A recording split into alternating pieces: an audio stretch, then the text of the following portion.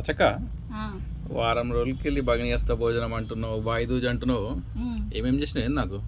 సాయి, ముందుగా నీకు భగిని హస్త భోజన శుభాకాంక్షలు ముగ్గురు తరఫు నుంచి. ధన్యవాదాలు అక్కు, థ్యాంక్ యూ. ఈ రోజు భగిని హస్త భోజనం స్పెషల్స్ ఏంటంటే, ఫస్ట్ నువ్వు ఆశీర్వాదంగా బాగుండాలని కంకణాలు దేవుడి దగ్గర పెట్టి పూజ చేశాను. భోజనం కోసము పన్నీర్ బిర్యానీ, డీప్ ఫ్రై అయినట్టుంది, వెరీ గుడ్, టేస్టీగా ఉంటుంది. టమాటో మసాలా, నైస్, రైతా, ఓహో, సాంబార్, ఏంటది సాంబార్, ఆలు బోండా, డెజర్ట్, ఏంటది ఫ్రూట్స్. కార్తీక మాసంలో శుక్లపక్షంలో విరియ తిథి నాడు యమున ఇంటికి భోజనానికి వెళ్ళాడు. ఏం చెయ్యాలి అన్నయ్య వస్తే?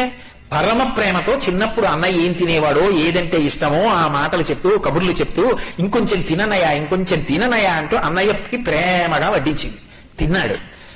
ఏం కావాలమ్మా నీకు అని అడిగాడు. మరి దేవతా సంబంధం కదూ, వరం ఇవ్వాలి.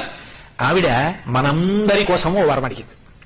అన్నయ్య, ఇది జ్ఞాపకం పెట్టుకుని ఈ తిథి నాడు ఏ అన్నయ్యని, ఏ తమ్ముడినైనా సరే, ఏ అక్క అయినా, ఏ చెల్లైనా ఇంటికి పిలిచి అన్నం పెడితే ఆ అన్నం తిన్నందుకు ఆ అన్నకి కాని తమ్ముడికి కాని అపమృత్యు దోషం లేకుండా చెయ్యన్నయ్యా. తప్పకుండా ఇస్తానమ్మా అన్నాడు. అంతేకాదమ్మా, నీలాంటి చెల్లెలు ఉన్నందుకు పొంగిపోతున్నాను. విశాల హృదయంతో అడిగావు. ఇలా పెట్టిన చెల్లికి మంగళసూత్రానికి ఇబ్బంది రాదమ్మా, సౌమాంగల్యంతో ఉంటుంది, వరం ఇస్తున్నానన్నాడు.